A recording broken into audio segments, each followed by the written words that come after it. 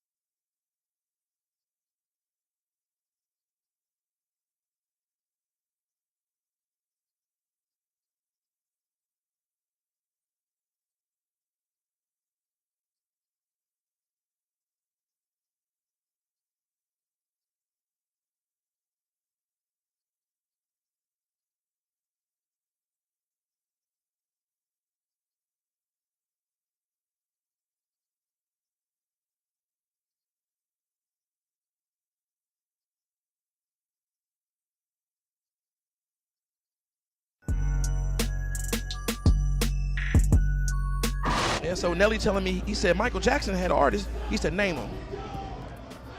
I can't even name them. Like I don't even know. What is the answer? Do you know the answer? I don't know the answer. So it's one of them games where, man, you just got to stay down. Like, you got to not have a plan B. You know what I'm saying? Grind. And, you know what I'm saying? Just stay focused, stay consistent. That's the most, if I would tell anybody anything, it's consistency. Tell me one person you got in your life that's handing you $1 every time they see you.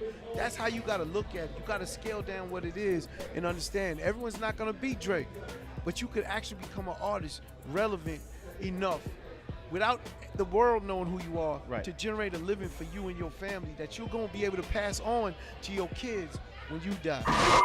K100 Radio.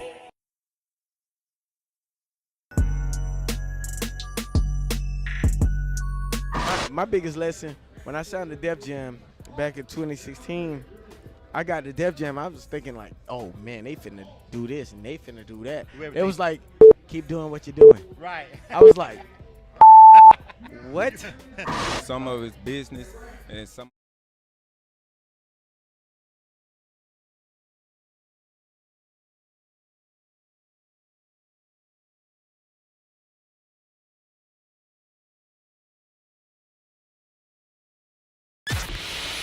nominated us, and you voted. And thanks to you, our loyal listeners, We are the Southern Entertainment Awards Radio Station of the Year 2016. Yeah, you know what it is. K100 Radio. What's good? This is Kelby Cannon, publisher of Making It Magazine, here to let all my independent artists, producers, and DJs know about MakingItMag.com. Not only are we Atlanta's #1 magazine for the urban music industry, but we're a national platform that provides real opportunities, real exposure, and real industry connection. Just log on to MakingItMag.com. Sign up for your membership and start submitting music to get booked on major shows, magazine features, radio interviews, sponsorships, and more great opportunities. That's MakingItMag.com. Doing dope stuff for dope artists. 10 years strong.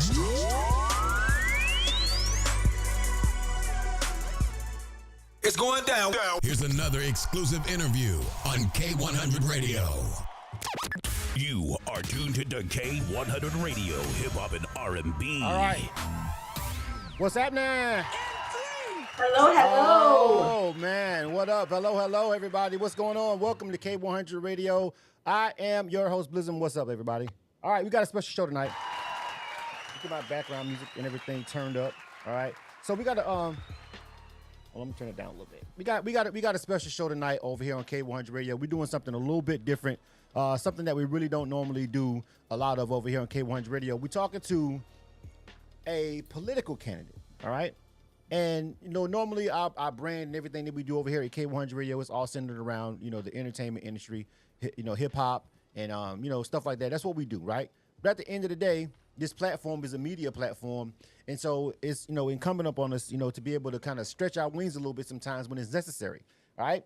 So I want to introduce real quick, without further ado, Michelle Bryant. What's up? Welcome to the show, everybody. Thank you. What's going on? Hello, everyone. Hello. This is Michelle Bryant, and she is running, all right, for commissioner of Ward 2 in my hometown of Panama City, Florida, all right? And it's really important that I don't want to take too long on this because we want to get into it and we want to get to the questions, all right? And be sure that if you want to ask a question, if you look at the bottom of the screen over there, the phone number's going across the bottom whenever we go to the screen. It's area code 516-387-5213. 516-387-5213. All right, that's the number that you can call into the show. It's scrolling across the screen right there. All right, so Michelle is running for commissioner of Ward 2. She is someone that I went to junior high with and high school with. Yes. Right? So I've been doing it for a very long time, and it's always kind of just really dope to see people that you grew up with and went to school with and class clowned with and did homework with and turned projects in with, and you see them and they going up and they're doing great things like this. So I saw, of course, through social media, because we're connected on Facebook, that she was running for commissioner. And I was like, yo, that's really dope. Maybe she's got something that she wants to talk about. And I know you do because the election is coming up in April. And so I'm not going to take too much time talking about myself or K100 Radio. This is a special segment for really geared towards the people that live in the demographic that you're running in. So for people that basically live in Panama City, Florida, not just Ward 2, because everybody needs to hear, what's going on citywide without the with local politics. But just if you're not from there, that's cool. We invite you to still hang around and listen to this conversation. Remember, if you're listening to the replay on our Spotify podcast or any other platform, if you listen to the replay, feel free to share it too after the fact. But we want to just invite people over to have a conversation with Michelle because she's running. Because for me, it's important that any form of representation from a black-owned media platform like K100 Radio is involved with politics, because at the end of the day, while we are an entertainment-based platform, we understand that politics affects us all, right?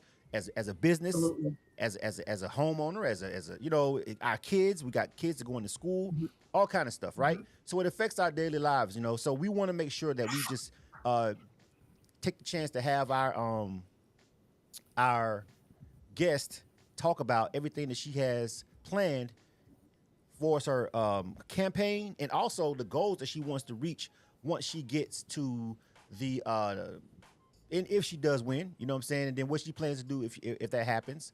But just give you a real one-on-one conversation with her about her plans as a candidate. So without further ado, I'm gonna turn it over to her and let her introduce herself. Michelle, go ahead, you got it.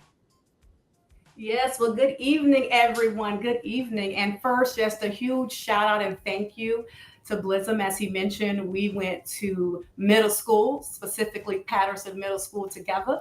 We went to high school together. And I'm just going to share a little story. Sorry didn't cheat off of my paper. I cheated off of his paper. So yes, everyone, thank you for joining in. As he mentioned, my name is Michelle Bryant, born and raised right here in Panama City, Florida. Grew up in 11th Street Projects, right off of 11th Street. Went to Millville Elementary, went to Elementary as well as Cedar Grove Elementary. Middle school was Everett Middle School as well as Jinx. And then, of course, the prestigious Bay High, class of 94. If you're on live, welcome to the show. All right, Michelle, move to your left for me for a little bit so I can get you centered up a little. Left? Yeah, right there. Right, a little bit. Right there. Yeah, right there. Right there. Right there. Yeah, Okay. center right there. Awesome. All right, so I want to make sure that you're centered on the screen. So listen. All right, that's the background. That's how I know Michelle. We go way back, right? So I want to get into like the actual campaign. First of all, first question is, you talked about it a little bit, but we talked about it real quickly, but I want you to tell people, why did you even decide to run? Because politics is messy, man. Once you get into politics, people be in your business. People want to go back to middle school when you did this, in high school when you did that, and you was messing with, man, and especially in a smaller city. Like, politics is messy, and it makes people dig up stuff on you. So you're putting yourself out there as a public servant when you decide to do that. I just want to know, before we even get to past anything, why would you subject yourself to this scrutiny? Why are you running? It has to be something that motivated you to decide that, yes, I want to put myself out there like that. That's a good question. And I think I've been asking myself that question over and over and over again. And so the main reason why I decided to run is that while I became a public servant and really wanting to allow myself to be a resource to everyone in the community, the main reason why I decided to run was I was seeing that in Ward 2, no one was really representing our people. We grew up here in Ward 2. We had the MLK Rec Center, where many of us grew up. We were able to walk up and down MLK Boulevard and see many different businesses. And I've been gone over 20 years, and to come back and to see that we've actually digressed versus progress, it was like, I got to come out here and make a difference. I've served in the military. I've been on various different boards and leadership roles. And it's like, you know what? I need to do this for my children, for my future grandchildren, and for those of the people who don't have a voice or don't feel like they have a voice. So the real key one thing that happened, Saad, to be very transparent and clear, I was at a city commissioner meeting. Go ahead. And there was a vote on a particular issue, which was a fire tax assessment vote. And the sitting commissioner voted against the very interest of the community. And that was kind of eye-opening for me. It was like, you know what, this has to change. I can't sit still and let the people in our community continue to not be represented in a way that's their best interest. And so, you know what, a couple of weeks later, I decided to go down and put my name in the ballot. So, and that's commendable, right? But here's the question. Like, so why did you feel that I don't want to get it, because I don't want to go back to a back and forth, but why do you feel that wasn't, whatever it was, why do you feel that it wasn't in the best interest of the people? Because one person can say, listen, that was a decision that I made because I'm in this position and I felt like it was the right decision, and you can feel differently. What was it that just triggered you to make you say, no, that's really not in the interest of the people? And when you answer it, like, tell me frankly, what is it that you plan to address to change that very thing that actually just prompted you to get into it if you win the election? Right. So what prompted me to say that or decide to run is that when you are a public servant, I'm glad you brought that up, you have to serve the people, not big government. I know that's cliche to say, but when you are a public servant, you have to go out and really learn what is it that your community needs. Now, of course, you can't always make a decision that everyone's going to agree with or like. I get that. But at least take the time and hear from the people that you represent what's in their best interest, what is affecting them, what's causing them some distress. And this very issue is causing a lot of citizens a huge distress. And it wasn't something that I heard. It's something that I'm very aware of, because many people called me, many people reached out, and for this not to be conveyed to their leadership, it was very disturbing to me. And I knew at that point that it was my job to go ahead and run. And let me also be clear, while that was a one incident that happened, I had been attending city commissioner meetings for well over 2 years, and not to run, but more so get a better understanding on how government works, a better understanding on how I could be a resource to not only just my mother, but other citizens who have aged and who have retired and who don't have the time or the capacity to head down to city commissioner meetings every other week. So it started out as a resource, and then it kind of turned into, hey, I would like to learn more. And then it became, wait a minute, things aren't working out for the best of our community, which then led to me deciding to run. Okay, so I want to talk about, because I haven't actually lived at home in a long time. My home now. If you don't know who I am, I'm born and raised, of course, in the Bay. I represent, of course, most of the time I was spending my life in Glenwood, right, which is currently consists of Ward 2. But I haven't lived at home, since I actually moved away when I was very young. So I want you to explain what is Ward 2 now, because from my understanding, we had a quick conversation and it's changed. Like they've redrawn the district a little bit. So exactly what does it cover now? If Ward 2, what does all that encompass so everybody knows? Sure. So Ward 2 back in December of 2022 was redistricted. And so Ward 2 consists of, as Sarah just mentioned, the Glenwood corridor, which is on MLK, but it's actually expanded a little bit into the St. Andrews area. So it covers the Macedonia Apartments, Flowers Avenue, and a couple of other streets that lead up into Frankfurt Avenue. In addition, it covers Jinks Avenue, which leads up into almost, not quite, into the Lynn Haven area, as well as parts of the street of Jinks, Harrison, which leads up to the end of 390. And again, as I mentioned, the corridor around MLK, which is the Glenwood area. And let's, of course, not forget, it includes upwards to 7th Street, which is considered the Millville area.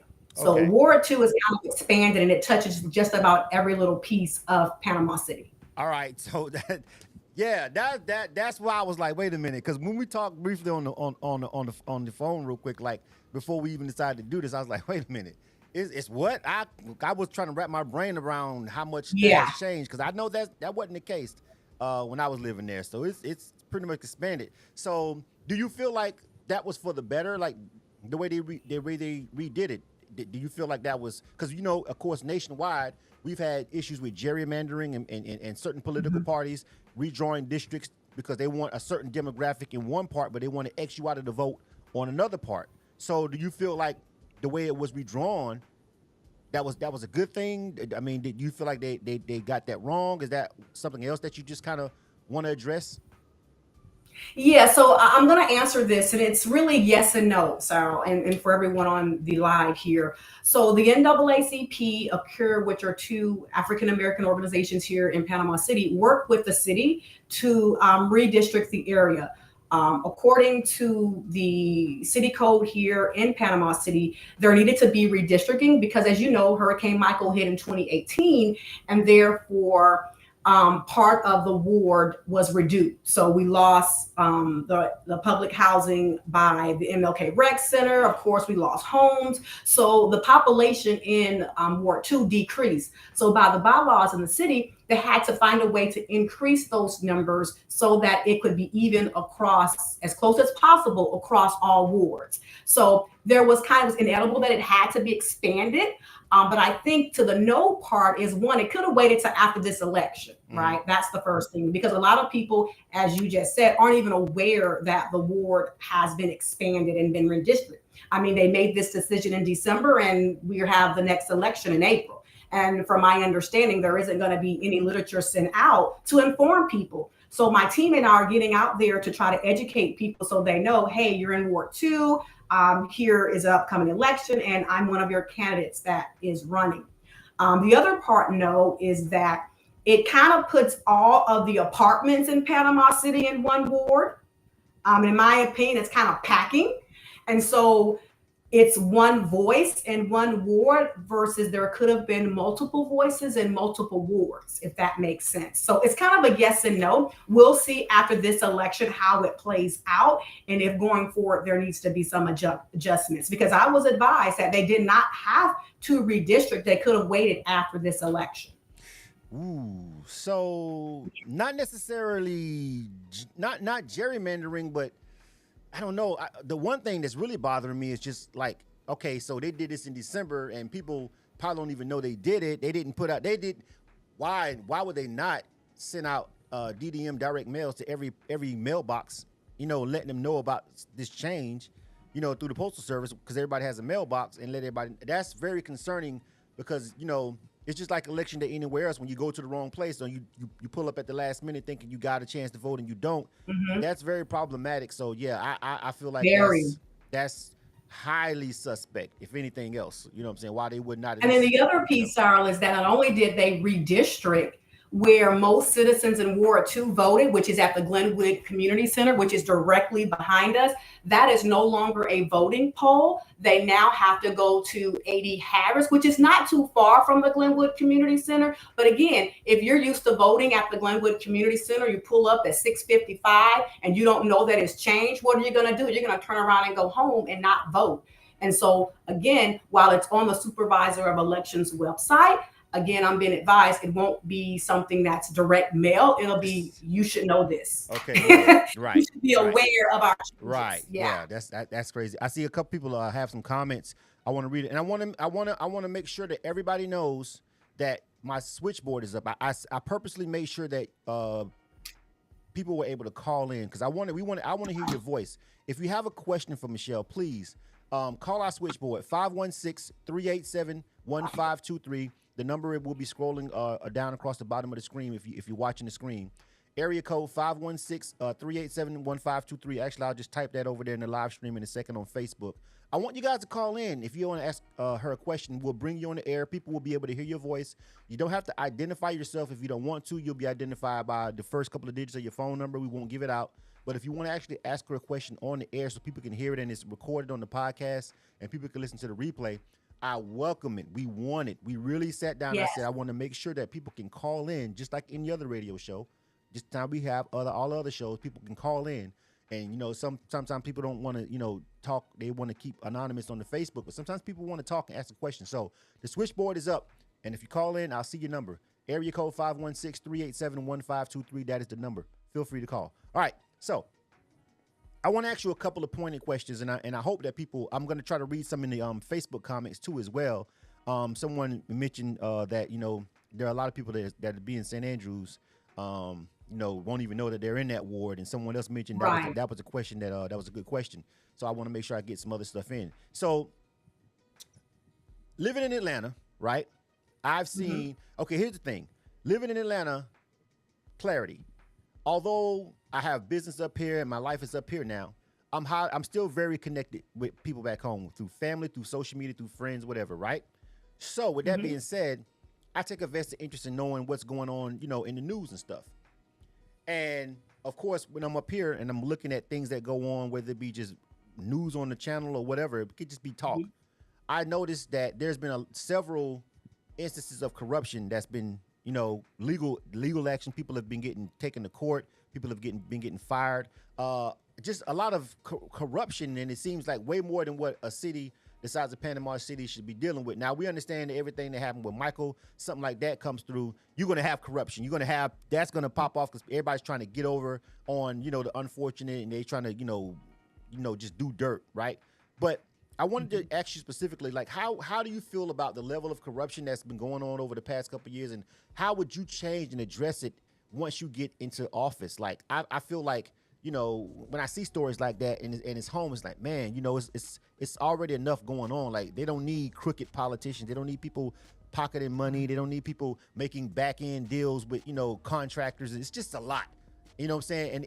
And some of this stuff is national news stories. I'm just like, are you kidding me? You know what I'm saying? So I want to ask you specifically, like, what would you do to kind of sort of address any corruption if you were to win the election?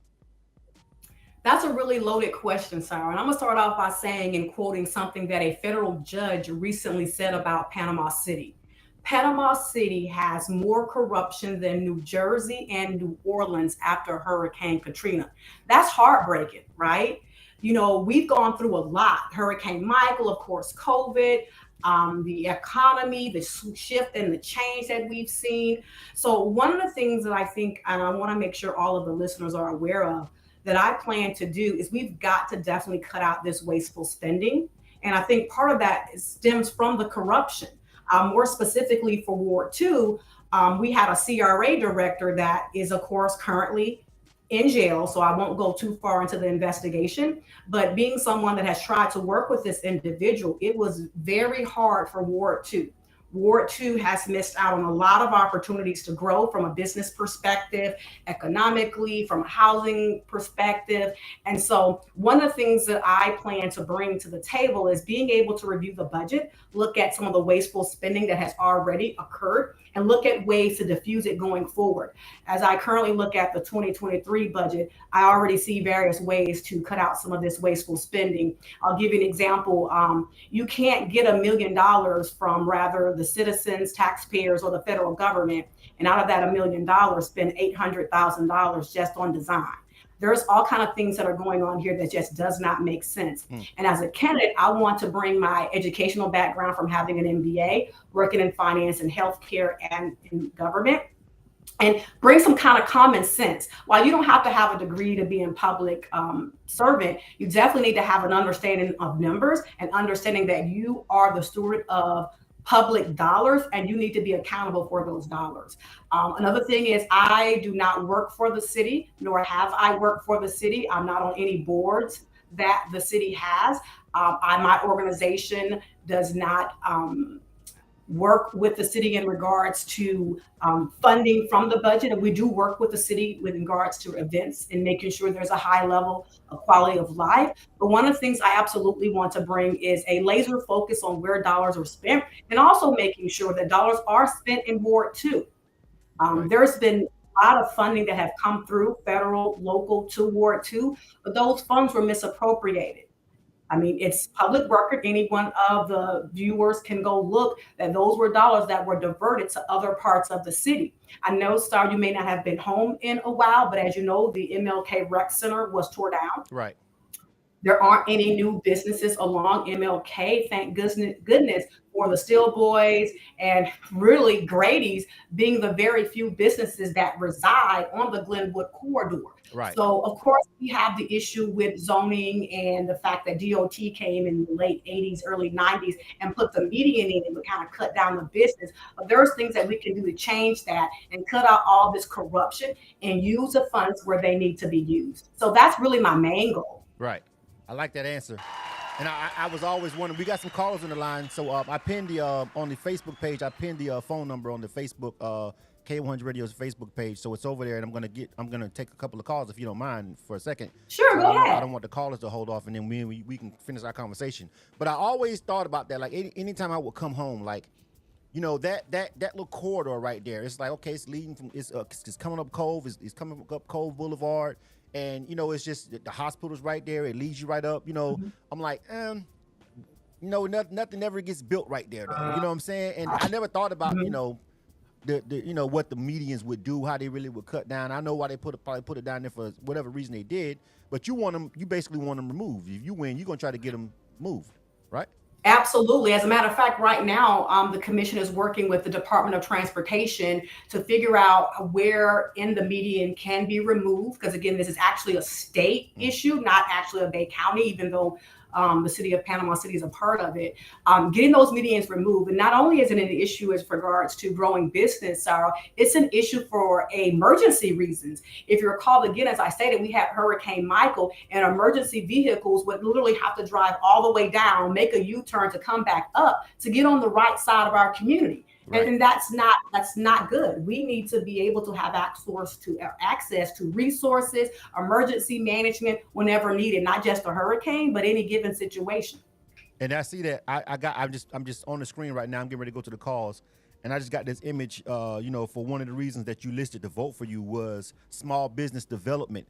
And so just hearing you talk about, I'm a small business owner myself. You know what I'm saying? I don't actually 3. You know what I'm saying? So I understand what it's like. Like, when you start, people that own businesses and own homes and stuff, all that kind of stuff matters. But we want to make sure that even if you don't own a business, even if you don't own a home, it doesn't matter if you're renting, whatever, you still live in the community. This stuff that happens still affects you, even if you don't pay homeowners fees or taxes, you still live there. Absolutely. So everything still affects you, even when you don't necessarily see it right plain in front of your view. You know what I'm saying? All these little nuances and things. So you want somebody in there that understands what it's like, that's been in your shoes and that you can talk to. And I'm assuming you'll have an open door policy. Am I correct? Absolutely. One of the things that I would like to change in regards to Ward 2 is you can talk to me anytime. I'm not some figure that sits in some big office. Like, I want to have an open door policy. Let's make good use of our time and our resources. And I want to back up, Sarah, real quick to businesses. I too also own 3 businesses. And for the past 12 years have been looking for a brick and mortar right here in the heart of Glenwood or St. Andrews. And a lot of the brick and mortar, especially on the MLK corridor, were tore down and never rebuilt. Yeah. And so I'll give you a little stat real quick. There's a new AMI where the old Burger King used to sit back in our day. It's an AMI now. And this AMI is number 5 in the entire state of Florida as far as the revenue that they generate and the amount of people that stop through that business. Right. I share that by saying, with that type of revenue that's generated, type of people that are stopping there, imagine if you go down MLK and put more businesses, how successful those businesses could be, how successful the ward could be, because now you have locations for people to walk. Glenwood is a 35% walkable area, so most people don't have cars. So you have people who could walk to jobs, walk to grocery stores. You just changed the whole livelihood of the people right here in this community. Exactly. Good stuff. So I'm getting ready to go to the phone lines again. Area code 516-387-1523. I'm going to call out your area code and the first 3 of your phone, and you should hear me. Also, you should get a prompt. I'm not going to call anybody's name. You don't have to give your name if you don't want to, but if you do want to, that's cool. Please just make sure we keep all our questions pertinent to the conversation and respectful, all right? Area code 850-317. Hello? Hello? Hey, it's me. Hey, what's going on? Welcome to the show. What's going on? You can give your name if you don't want to. It's cool. Everybody knows. This Corey Thicklin. All right. What's up, brother? What's going on, Corey? All right. Hi, Corey. Spoony, a.k.a. Spoony G. I want to let Michelle know she got my vote. And I'm going to bring somebody. I'm going to bring at least 5 people with me. That's real. Awesome. Thank you, Corey. I'm going to say this because, thank you, Sarah, for the platform, you know what I mean, that you do, man. You know what I'm saying? Sure. And, keeping it real. Absolutely. Everything she said, man, is true, is real, and right here in Glenwood, we used to be able to walk to the store and Mr. Freddie Clark, and yes, small businesses, man, and it was a community then. Now it's horrible. Yeah. And in my spot, I just got my voting rights back because I got taken a long way. You know what I'm saying? A long time ago. Mm-hmm. Yeah. But I'm gonna say this. In my spot, I'm so elated. You know what I mean? Not only to have someone, you know what I'm saying, that I know, that way you can trust them. You're right. You know what I'm saying? That's you know what I'm saying? That's smart and courageous to go up against that system. You know what I'm saying? You feel me? Yes, I do. And give us all the voice, man. And thank you, Michelle. You feel me? You just know we got soldiers behind you. I believe, you know what I'm saying? I believe in it. And, like I said, I grew up in that neighborhood, man. Yes. Brick posts have been built for everything, man. Come on. Yeah. Not only been built, this the way I feel. They, and they took the community thing from the, you know what I'm saying, from the housing up there. Like y'all said, took our red bricks. I don't want to get off subject, but red brick is means money. Right. You hear me? Mm-hmm. They trying to take our identity, man. No, you know what? It's cool. You know what I mean? I feel you. Here it is, right? Here it is, right? Running for office. You know what I'm saying? Patience is a virtue. I'll be there to vote, and I have 5 people with me. Absolutely, brother. That's what's up, Corey. Thank you, Corey. Thank you for calling so much. in, homie. Appreciate that. Thank you. Thank you. Absolutely. Glenwood. Stand up. Homie. All right. K100 Radio. Absolutely. K100 Radio. We are live right now. We're rocking with Michelle Bryant. She's running for commissioner down in Panama City of Ward 2. And we're asking her some questions, and we're also allowing the people that are on the live stream to call in. Please do. The number's 516-387-1523. She's my special guest. Like I said, she's running, and I want to say this too. I want to tell anybody that's watching this, you guys know I don't live at home anymore. I live in Atlanta now, right? So I can't vote. So this is not about me. This is not necessarily an endorsement or telling you, trying to make you vote for anybody. This is giving you a platform. I want to give you a platform, and any candidate is welcome to if they want to reach out the same way she did. You know what I'm saying? If they don't know me, this is not going to be something where I say, oh, no, I don't want to talk to this person. No. I want to talk to everybody because I want everybody to have all the information. I want you to go up there and I want you to go in that booth and make the decision based on what you've heard, knowing where you vote, knowing that you are in Ward 2, that you've had conversations, that the people you've heard from them. So this is just a way for me to open that gate and that opportunity for you to talk to her. But I want you to do your due diligence, all right? Because I can't vote. Again, I cannot vote in that election. Most of you guys watching this live stream, you can. All right, I'm gonna take one more call, Michelle. Well, actually, we got 2 more because we got time, right? You got somewhere to be? You got somewhere to be? I got time today. I got time today. All right. Listen. All right. So let me go to another call real quick, and I'm gonna try to take them in the order that I saw them pop up on the screen on the switchboard. Okay. Area code 904-305. What's up? Who's this? Hello. Hey, how you doing? Welcome to the show. Hi, my name is Angela. First of all, I would like to thank Michelle for what she has already brought to the community. Are you there? Yes, we're here. Go ahead. Okay. Such as acquiring a building for veterans, to have a place to meet veterans reps because they were so far out in the city. So she brought that back to the neighborhood, and we do appreciate because not all vets in Glenwood neighborhood particular had transportation. Right. And then secondly, I'd like to tell her thank you for allowing alcoholics and drug addicts to hold a meeting in her building. It was desperately needed, and we are grateful for that too. And also the inspiration and the time that she puts into the seniors in the neighborhood, because Glenwood Rec Center was closed down even after Hurricane Michael, and they remodeled it. They refused to let the neighborhood have use of the building.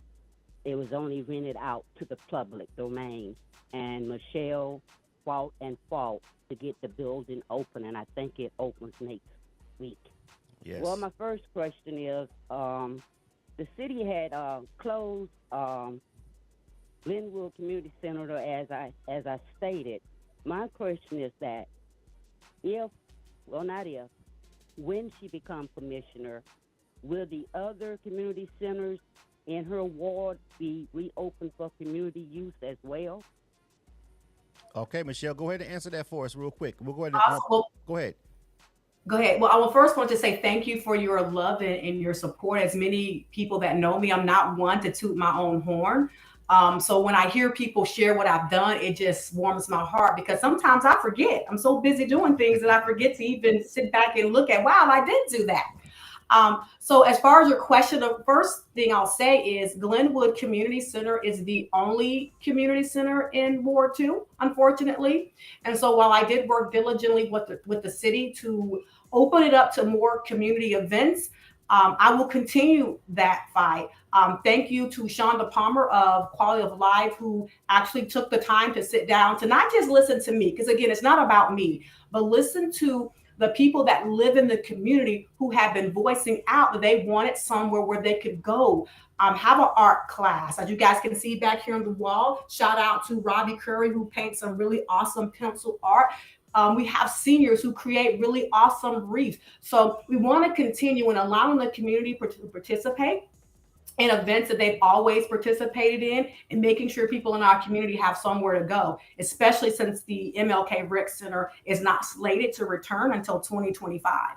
Wow. Okay. And that's there's so much stuff that be going on that I just didn't I'm not privy to because I'm not there. But it's just good hearing all these stories and all this feedback. We got 2 more callers on the line, and remember, we'll take calls as long as we can have them share here. Area code 516-387-1523. That's the number to call into the K100 Radio switchboard. I'm getting ready to come to the other 2 callers. I see area code 301 and area code 850-866. I'm going to come to you guys in a second. I got a question to ask you, yes, Michelle. So everybody who lives in the community cares about a couple of key things, right? Affordable housing, businesses and jobs. Several people on the live stream have mentioned that they need more stores and more businesses. Shout out to everybody that's watching, man. I see a lot of good people, watching on the live stream that, are active in the community. I see DJ Big Boy. I saw Vision. I saw a couple other people, man. So shout out to everybody that's watching, all my other people that I know that's watching, and everybody that's calling and being a part of this. But crime, we'll talk about crime. Crime is important. And when we're older now, what I'm saying? Everybody knows everybody has a history in the past and the background, but now we're older. And we're seeing so many things that happen in the community that affect us, especially as frankly Black people, right? And I don't want to make this whole interview about us being Black or not. It's just a fact, right? For instance, stuff that's going on in Memphis with the 5 officers who are also Black, whatever. But we're talking about things like police brutality and how the police handle situations in the community and in law enforcement and how crime is policed. As a commissioner, I want to ask you, how will you work as with law enforcement as a woman, keeping in mind that you're a woman, you're a Black woman, you have Black sons, you know what I'm saying? And there's been a lot of tension over the past couple of years, frankly, from the onset of this country's inception. But really, over the last years, it's been highlighted with social media and videos, and people getting murdered and killed by the police unjustly. How will you work with law enforcement? Because you're gonna have to. You're gonna have to work with law enforcement at some point. If you win, you're gonna have to deal with the cops. That's just it. How do you plan on working with them in a way that keeps crime down and makes the community better, but at the same time making sure that as Black people we are equally represented and we are policed fairly? That's a question that I feel like a lot of people would want to know. Maybe not necessarily ask you that, and it's a tough one, based on everything that goes on in politics and how politics is, tied in with law enforcement. But I feel like it's a question I want to ask you, and then I'll go to another call. But if you don't mind, answer that one for me. Sure, that's a really good question, Sarah. And I'll start off by saying that I already work with the police. I have, in my opinion, a really good rapport and a good relationship with them. And I'll also share a personal story. You mentioned, I have a Black son who just recently joined the United States Army to serve this country. And we had an incident back in 2019 where my son was pulled over.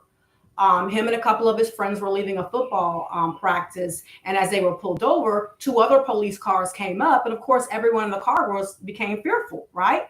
Being Black, male in America and being pulled over, a lot of times the end result isn't positive.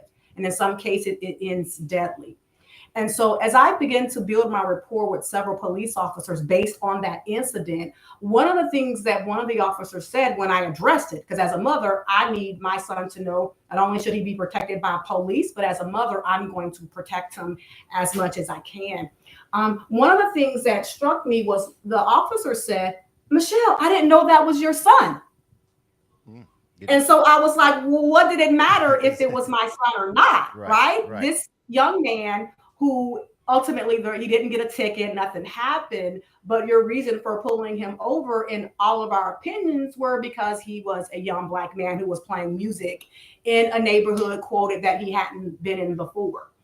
And so my ideology or my thoughts on how to kind of curb, and I want to be clear, of course, I do not have all the answers. I can't promise anything, but I've been doing my own research, and some new articles that have been released through NPR is along the lines of community policing.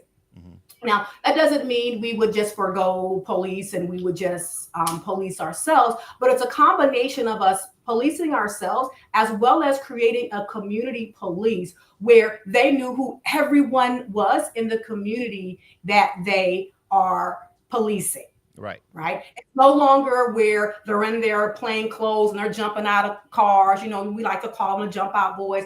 There should be police that when I come out my door, I know Officer Ricky. Right. I know that he knows all of my children. He knows my neighbors. And when he's in our neighborhood, he knows what we have going on as far as personal, professionally. He knows us. It's more of a family atmosphere. So when they're in our community, they know who is typically there. They know things that we might be going through. Well, maybe Sorrow did speed through that stop sign. Well, hey, his wife is about to have a baby. So you know what? I'm going to let him pass today. So I would love to get to a more of a community policing. I think Panama City, honestly, is a really small town where this could be a project, a pilot to test out. Right now, they're testing it out in bigger cities. But I really like the idea of community policing where we have a voice.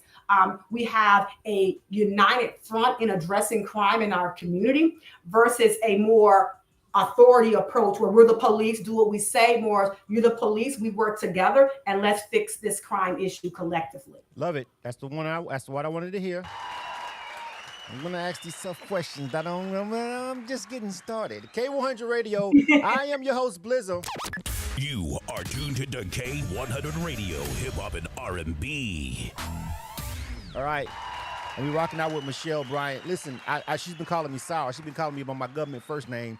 Probably the only guest I've ever in life had on this show. I've been doing this show 10 years. So far, I haven't said one profane word, which is very good for me. That's good.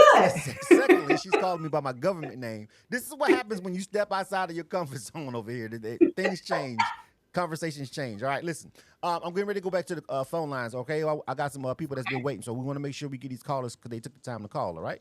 All right. Okay. Area code 301-257. Welcome to K100. Who's this? Hey, this is Anthony Bryant. How you doing? Welcome, brother. Welcome to the show. Thank you for calling. Well, thank you for having me.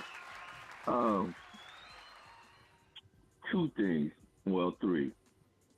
Michelle, thank you for running. I for one, I'm from Panama City, and I stay in the Washington, D.C. area. And I am so glad to see that you're taking these steps to become an agent of change. And one of my questions is, what makes you different? Because there are other candidates that are running. One of my biggest fears is getting the 2.0 version upgrade to what we already have. What makes you different? I heard some comments in reference to the corruption, the onslaught of new bedfellows joining up, because I do have an ear to the community outside of being here in Washington, and I do being here in Washington gives me a chance to look at things a little differently because my federal involvement. Some things I see before they even come. But what makes you different than the candidates that are running? Because I've heard their platforms, I've seen their new bedfellows, I've seen their connections, and some of the connections to the corruption. What makes you different? It's a good question. Go ahead. I'm gonna pause you real quick and let her answer it. Go ahead, Michelle. Oh, that's a really loaded question. So first thing, let me blizz No. You go ahead. Go ahead. Just call me. Because you haven't called me by my government name yet. That's right. Listen, we go way back. You're allowed. I'll allow it today on this particular one. I'll allow it. Go ahead. I appreciate that. So this is something many of the listeners and viewers may be hearing for the first time. So originally, when we set up this interview, there were 3 candidates that were running. The incumbent, as of today, has withdrew his petition to run. And so with that said, it decreases the candidacy or the election to 2 candidates, and of course, one being myself. And so one of the things that I think separates me from the other or the competition, because I don't need to mention names, is that I wasn't a part of the corruption. I bring a fresh set of eyes to what is happening in the community. I've been in the fight. as another caller mentioned previously, I've been in the community. It's great that someone can say they grew up, their family is, a native of a community. But really, what this Ward 2 needs today, immediately, is a candidate that's been in the fight and wants to continue to fight to make things right. In addition to that, I come with a financial background, right? While that's not a prerequisite, it should be something that's required. You want to have someone that is not in this business to make money. As I mentioned, I'm a disabled vet. I'm good. And so with that said, you need someone that comes into this office that's not going to make weird bedfellow relationships in regards to wanting to continue with what's currently happening in Ward 2. If you've been in a community and you've been a so-called leader for 20 plus years, I would be embarrassed to say that, because when you ride down MLK, when you ride around Ward 2, nothing's changed in 20 years. Things have actually gotten worse. From the time me and Blissum grew up here in Glenwood, as a caller said before, we could walk the stores. We had Black-owned businesses. We had entertainment. We had restaurants. We had all kind of businesses to allow people in the community to thrive. So to say I've been in the community for 20 years and I've been a leader, it does a disservice to the individuals and the residents in this community, because things have gone worse. They're not better. So again, to answer that question, what do I bring or what makes me different? I bring that perspective of we need change, right? We need this community to grow in St. Andrews, in Millville, in Glenwood. We need a change. And I bring that because, as I said, I don't have any relationships for 20 years with anybody in City Hall. I haven't sat on any boards where members are now in jail for corruption. And so I bring a fresh set of eyes. I bring my military background of being able to collaborate in conflict resolution. And this is absolutely what Ward 2 needs to take it to the next level. While I may not have been a community leader in Glenwood or the community for 20 years, I have been a community advocate, a public servant for way longer. All right, good answer. I like it. So, and someone asked a question. There's a couple of questions that are coming in on the live stream also as well. Okay. Someone asked, the new Marcelino Park apartments. They won't return to low income. How did that happen? They thought the city was about to make them affordable housing. Will you try to renegotiate that if you become the commissioner?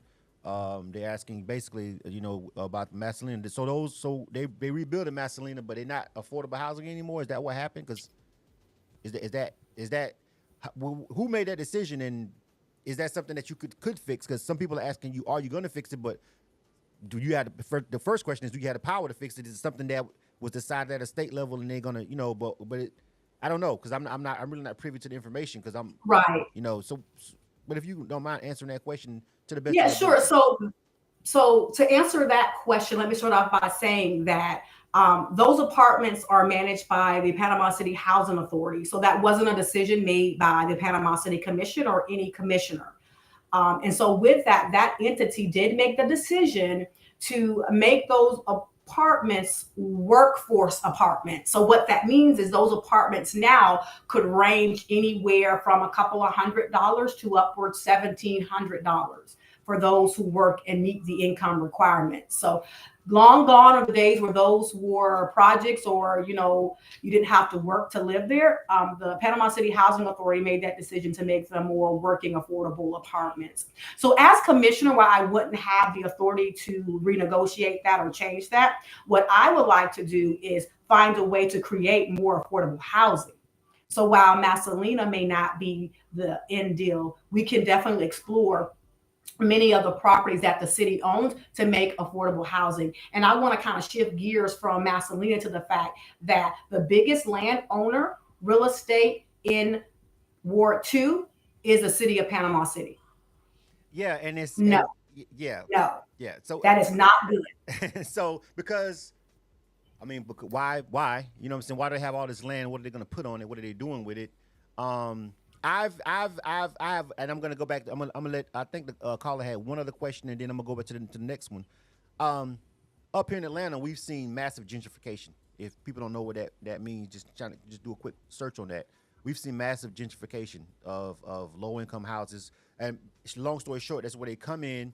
They move all the low-income people out and tear down the projects, slap some new houses and condos and stuff up that's not affordable for everybody that was born and raised or normally lived there, pushing them out, rising the price of the land till they can't afford it anymore, and then they kind of just flip the property, right, by forcing people out. That's going on all over Atlanta. I've been here for 20-something years, and I've seen them literally just gut downtown and change it, do all that. Do you see anything like that going on as far as with the land and with the acquisition of land by the city? With them, are they hoarding the land to try to redevelop it and make it more too pricier because you see them trying to make a shift down there? Or just real quick, your thoughts on what they could possibly be doing? Why do they have all this land in the first place? Right. So that's another good question, Blizzum. So you're saying you've seen gentrification over the last few years in Atlanta. What I'll say here in Panama City, in the city limits of Panama City, it has been going on for several years. They have been acquiring land over the last 10, 15 years, specifically in Ward 2. If you check out all the wards within the city, there's 4 wards, Ward 1, 2, 3, and 4. You'll look and see that the mass amount of property that they own is in Ward 2. And I know in the beginning you started out by saying, well, why? And that's a really good question. Why would a city, a municipality, own so much land in such a small district within their municipality? So when we talk about gentrification, I always tell people it's not just starting, we're getting to the end phase, right? They already own all the property to bring in these high-rise condos and apartments to push our community out. So if elected as commissioner, one of my main focuses, I need the city, if you're not going to build, sell that land. Get the taxpayers their money back. If you're not going to build something on it, why are you holding on to it? It makes no sense. It doesn't make any dollars. If anything, taxpayers are having to pay more money out because you're holding on to this land. You're having to pay taxes on it. And I have to remind people, the city doesn't have this magical pot of money that flies into the city's bank account. It's your tax dollars. It's your property dollars that they're using every year to buy this property and sit on it and not develop it. And so what we want to see is all the land that the city owns, specifically in Ward 2, let's be productive with this land. Let's build businesses, let's build true affordable housing, and let's make best use to rebuild Ward 2 back to its prime. All right.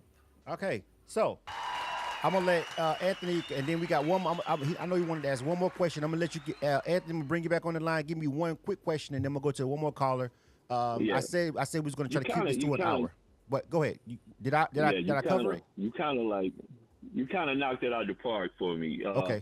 And Michelle did an extraordinary job explaining it. And it's really called a P3 initiative that the city has done and kind of like circumvented the land and kind of pushed away investors by doing a little cheap tax incentives to raise money for the city instead of investing the land to sellers and people who want to invest in business.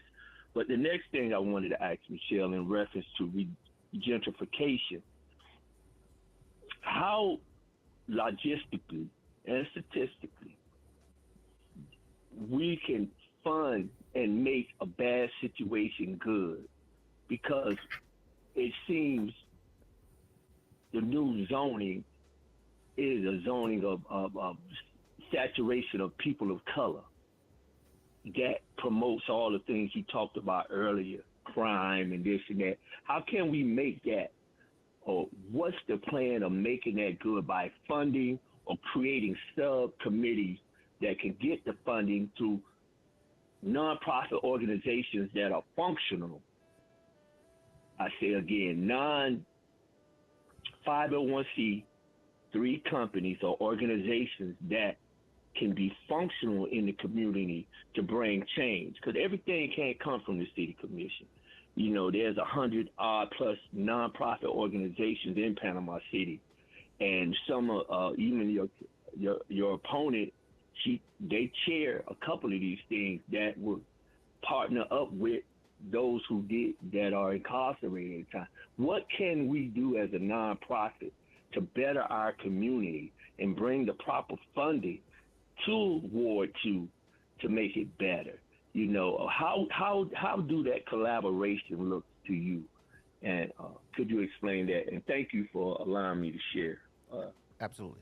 Absolutely. All right. So he wants to know how can the businesses, how can the nonprofits, how can they all work together with the commissioner's office, with the city, all in concert to make sure that everything works and to come together. Yeah. Like it's a good question though, because because the business owners want to know, and the people that own the 501s, they want to know too.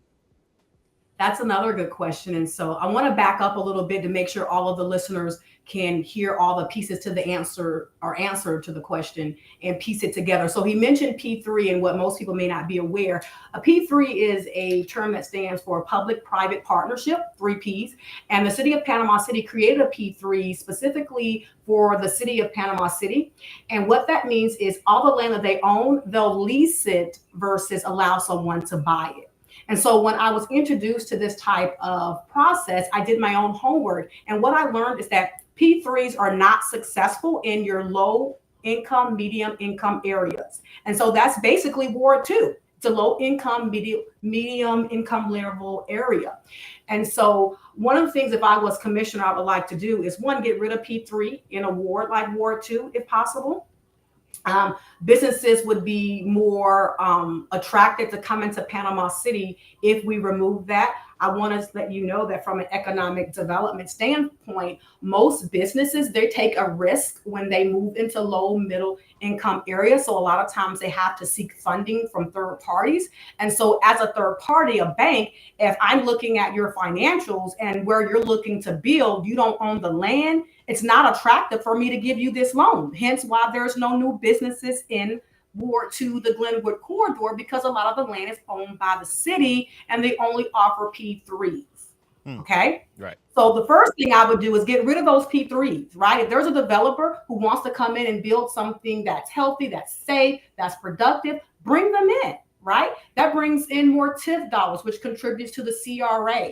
So that ties into your question about how can nonprofits work with the city to make this work for the community. There's a lot of funding out there. There's CDFI funding that allows low income, medium income areas to tap into government and federal funds to build in those areas to revitalize it, which is what the CRA was built for.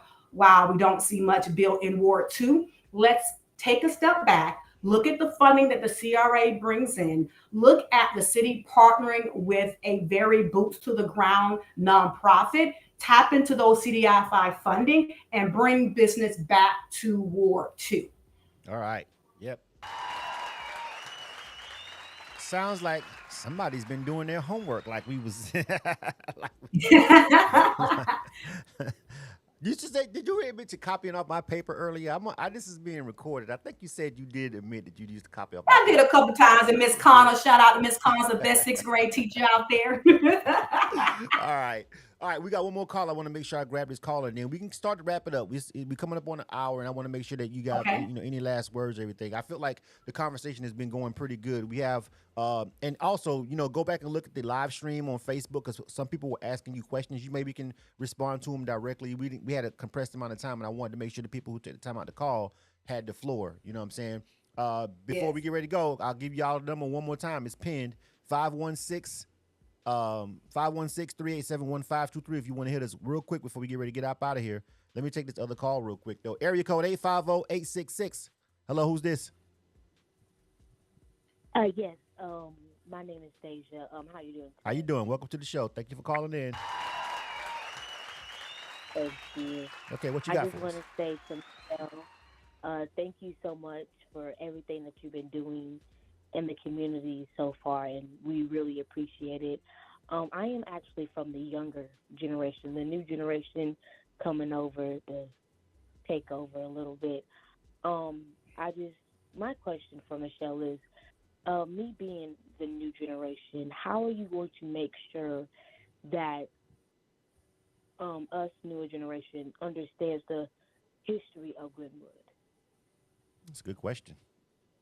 Oh, that's a great question. So as I mentioned earlier, it's not to toot my horn. It's something we used to say in my old corporate company, DaVita. It's not brag, it's just facts. I'm already working on that. As you guys know, the Glenwood Culture Center was torn down. Okay. A lot of our history right now at this very moment is sitting in a room at A.D. Harris Educational Center. So wait a minute. Wait. Want to make sure I heard you right. Okay. So you said that the historical archives for Glenwood, they technically don't have a home. They're just sitting somewhere in Patterson. Well, I think they're in good hands in Patterson because my peoples is over there. What's up, Mama? You know what I'm saying? But you know what I'm saying. But still, seriously, at this point. And they're not at Patterson. They're at A.D. Harris. Oh, I thought you said Patterson. You said A.D. Harris. No, they're at A.D. Harris. A.D. Harris. Yeah. Okay. Mm-hmm. So my goal is to find a safe place for those artifacts.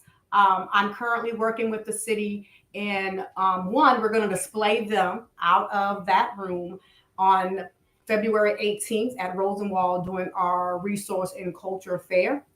These artifacts need a home. There is so much rich history here in Ward 2. Not just Glenwood. Of course, we know Glenwood was a enormous business district, but we also have Oak Grove over in St. Andrews, the Oak Hill community, where we have a large community of very successful African Americans.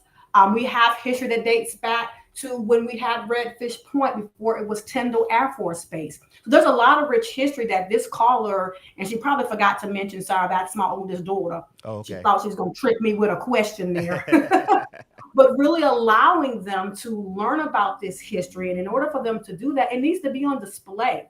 And not just during Black History Month, but throughout the year. There's so much that even myself, being a native of Panama City, is still learning. Shout out to Mr. Marshall, Mr. Clark. They have really been educating me on a lot of things that go way beyond my vision on what Glenwood, the St. Andrews, and Millville community was about. It's a very thriving, rich community that was able to thrive on its own. So while, of course, we can't go back to the past, we definitely want to create a future that's reminiscent of success, resilience, and of us being able to thrive in our own community. Right, exactly. I like it. So there's so much to unwrap. I just wanted to make sure, first and foremost, K100 Radio. Again, I'm your host, Blizzum. Thanks, everybody, for tuning in and watching and being a part of, calling in, leaving your comments on this special interview that I did. Again, I've been talking to Michelle Bryant. And like I said, I gave everybody full disclosure. Yes, I do know her personally. Yes, we did go to school together. But again, this was bigger than just me and her and the conversation that we had, and even just her candidacy only. It's actually all about really getting involved in the political process. And like I said, I can't vote there, but as someone that has a platform, I can help bring people together digitally, over the, from everywhere, and see if we can get some real questions and get some real dialogue going as a media platform. I do it all the time up here. It's just in another realm. It's just in entertainment, but we can cross over when I feel it's necessary. And I do feel like it's necessary because I've just been seeing too much corruption, too many news stories, too much just stuff that needs to be changed. And listen, if you're the change agent, if you're the one that's going to do it, cool. That's cool, but this is somebody that I know personally, and just to keep it 100, Dorothy. This is my first time saying her name all night. It's been killing me to call her Michelle all night because I don't call her Michelle. I call her Dorothy. D. Michelle. The D stands for Dorothy. I call her Dorothy. All right, has just been a good person as long as I can remember. Right, you know what I'm saying? Even when I was out of control, even when I was off the chain, even when I was bad, even when I was, all the way left, she's just generally just always been a nice person. Honestly, I'm not saying that because she's on my show, because y'all know I wouldn't say it if it wasn't true. If I don't do nothing else, I keep it 100 over here. Like seriously, like she's just been a nice person. You know what I'm saying? So I don't know, but it was good to just knowing that she's a nice person. But now listening to her speak and talk about how much she actually knows. Very impressive. I got to tell you, I'm impressed. Thank you so much. Thank you. Seriously. So it's not just about the fact that I know her. It's about the fact that I know she's a good person. But tonight, this conversation, I wanted to try to highlight your intellect and highlight your knowledge. And again, I want everybody to understand that my platform is open to everybody. I know other candidates too, so this platform is open to them too. They reach out, we're gonna have the same discussion because I want everybody to have all sides when you guys are down there voting. All right, because again, I can't vote, but I want you guys to make a great informed decision, and please, just go vote. Just don't Yes. just don't, please don't give me the it don't change nothing, it don't matter. Yes, it does. Yes. People don't spend all this money in this country on elections for nothing. Stop it. Stop telling yourself it don't matter. Stop that narrative. Stop letting people tell you that. All right, just because they feel like they ain't, because if they don't own nothing and they don't care, they don't have a business, they don't have a home, they don't have, but it matters. It matters. Absolutely. And those people still matter, but we've got to stop this as a people, this perverted way of thinking that our vote doesn't matter. Oh, it does. It does. Yes, actually. absolutely. You know what I'm saying? So I need for everybody to just, and that's why it's because I got into politics more the older I got, and so I've seen it paying out up here in Atlanta, crazy ways. But I know that it matters. So I just wanted to make sure I got the platform so you had a chance to speak, Dorothy, and give out the information that you felt like you wanted to present to the people, and then also have the people ask you questions on this public forum so people can see the comments and hear it loud. You know what I'm saying? This ain't no backroom stuff. This ain't no backroom deals. And that's right. really And no secret meetings, right. no secret meetings, no secret society. Absolutely. And if I could add, Sarah, since you're going to put my whole real government name out there, is that it is so very vital that you vote. And it's not a matter of you voting for me. Whoever you choose to vote for, make an educated and informed decision and vote. Here in Panama City, you still have time to vote. You can go to the office and register to vote. If you've been someone who maybe your rights were taken away and you're in a place where now you can work to get your rights restored, head on down to the supervisor of elections office and get the paperwork that you need to be able to get your right to vote restored. Also, if you're not sure what ward you're in, you can also contact the supervisor of election. Our team has actually been hitting the ground, letting people know that they're in Ward 2, let them hear about me and questions. I'm also knocking on doors. And also, before I stop, I want to say a huge shout out to Cyril for allowing me to be on the show. As he mentioned, he's opening this platform up to any other candidate. And I really appreciate that, because some people want you to only hear one side of the story. They're only going to invite one candidate to their little show. But what I can say is I appreciate you, Sarah, for allowing me to come on your bigger platform and allowing people to hear from me, not from people that may think they know me, but hear it straight from me. And I also welcome anyone in Panama City to reach out to me. You can go to my website. You can go to my Facebook page, Michelle Bryant for Panama City Commissioner of Ward 2. You can ask me questions, inbox me. If you see me on the streets, you can say, hey, if you ain't got no food, don't be talking about no questions. But seriously, register to vote. Inform anyone 18 or older to get out there and vote, because right now it's very critical. Ward 2 needs you. Absolutely. They need you to vote. Please do. That's if you don't get anything else out of this tonight, and I did it because I want to raise awareness, and I just miss my people. Y'all know if we friends on Facebook, if we friends, you know what's up. If we're not friends, how you doing? Yeah. If I don't know you, how you doing? Welcome to the show. I'm a very outspoken person. Yes, he is. I've kept it very clean for this one because I wanted to make sure that this can be shared on anywhere. So I was making sure that I was, you know what I'm saying, keep it 100 and keep it clean. So you can play this replay wherever you want to play it in any environment, so you can really get the information, so no one will be offended or anything like that. And that was the whole point. Right. So listen, I'm glad that you came. I think it went well, right? I think it went very well. Yes. All right. Oh, why are people saying debate? People are saying debate in the chat. I'll do it. Oh, I'm down. I'm down for a debate. Oh, I can make that happen. If y'all anyway, my inbox works both ways. Y'all hit me up. Tell them. Absolutely. I ain't hiding. They want to set it up. I can set it up. I can make it work. We can make it work. It's nothing. We can do that. So that would be great. That would be great too. You know what I'm saying? Debates are always good. You know what I'm saying? Always. Right. All right. So listen, before one more time, give them the social media and everything. And The wards, please, because that's one thing that's changed. That just changed in December. One more time, run down the wards. Everybody who's a part of Ward 2, all right? If you're not in Ward 2, still go out and vote so she can have some competent people to work with, okay? You know what I'm saying? Like, she's not, a commissioner is not a president, a governor. She needs other people to work with her on local issues. She just only, so if you got a good person in Ward 2, but everybody else is corrupt in 1, 3, and 4, well, she's not going to be able to do much, okay? All right, so listen, make sure that you know, even if you don't live in this particular ward, that you going out and you're getting the best information and voting for the people, the best candidate that can then foster change and that will probably be willing to work with someone like her. If this is the person that you believe you want to vote for, or you're hearing this and you don't live in Ward 2 but you like it, try to find some similar ground on some of your other candidates. You know what I'm saying? Find somebody that's knowledgeable, somebody that's out here, somebody that's been in the community, somebody that's got a background in business, that knows what they're doing, they know how to count.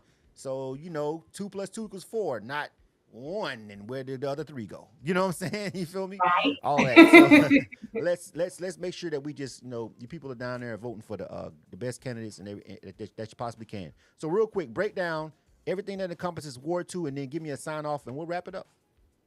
Sure. So remember, Ward 2 has been redistricted, and Ward 2 continues to contain a piece of Millville from 7th Street over, as well as the MLK, the Glenwood corridor, as well as it has been expanded over into the St. Andrews area, which includes the Macedonia Apartments all the way to Frankfurt Avenue, which is Flowers and Fortune, and that whole area is now Ward 2. Jinx has expanded, Harrison has expanded. So again, if you're not sure, you can always call the supervisor of elections. And guess what? I'll put my information out there. You can reach me via Facebook. I can confirm if you're in Ward 2 or not. And you can go like my Facebook page, which is Michelle Bryant for Panama City Commissioner for Ward 2. Hit up, like it, ask questions. I'm available, myself and my team. We answer questions as soon as we get them in. I post where we're going to be with various me's. We're in the community. We're knocking on doors. And you can also go to my website at any time. And my website is www.michellepcward2.org. So you can go to my website, you can make donations, just join the fight, because right now in Ward 2, we're really in a fight. So come on board, become educated and informed so we can create Ward 2 and being a standard of excellence. All right. K100 Radio, we're getting ready to sign off. Make sure you go over there and rock with Michelle Bryant. I really appreciate her for coming on the show. Thanks again, Michelle. Thank you guys for having me. All right. K100 Radio. Ward 2, baby. You know what it is. K100 Radio. We getting ready to get up out of here. Make sure that you guys, please, any information that you didn't get a chance to, that we didn't get a chance to cover or whatever, please, by all means, reach out to her. You know what I'm saying?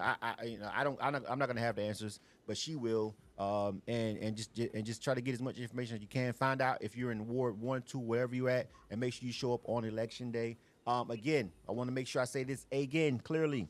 This is an open invitation to any other candidate that wants to come on K100 Radio. I promise you, you will get the same treatment. All right. We want to make sure that everybody, as a media platform, and somebody that actually cares about the city, I want to give everybody a shot. So, if anybody else wants to be on this platform, just let them know I'm all good with that. All right. And don't forget to download K100 Radio on your app. Go his page. Yes. I gotta put a plug in now. please support. We're a music broadcast. So we play hip hop and R&B. If you're if you're not into hip hop and R&B, probably but still, it doesn't hurt. Just download us and give us a 5-star rating. That helps us. That's free. Don't cost you nothing. But if you do like hip hop and R&B music, and you do like independent music, and you do like music events and stuff, download the K100 Radio app. All right, it's it's available for free if you got an iPhone or a Google app, or just visit our website on k100radio.com. Or at the very least, if you're on Facebook, just like our Facebook page. That's the least we can ask. All right, that's it. Michelle, listen, everybody listening over on the K100 Radio broadcast, we're going to get back into the music. I appreciate you guys for taking the time out. This is K100 Radio. I'm your host, Blizzum. This has been an interview with Michelle Bryant. It was so much fun. We out of here. You are tuned to K100 Radio, hip hop and R&B.